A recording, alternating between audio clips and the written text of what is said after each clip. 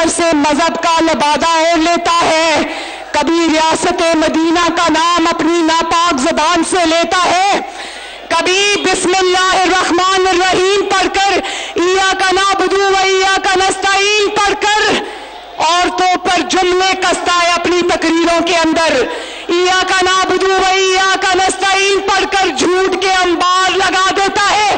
اور وہ ویڈیو دیکھی تھی نا جو اس کے پیچھے کھڑا آئین شکن قاسم سوری اس کو کہہ رہا تھا، خان صاحب تھوڑا سا اسلامک ٹچ دے دے، اسلامی ٹچ دے دے۔ سیاست کے لیے مذہب کا استعمال کرے اس انسان سے زیادہ خطرناک انسان کوئی نہیں۔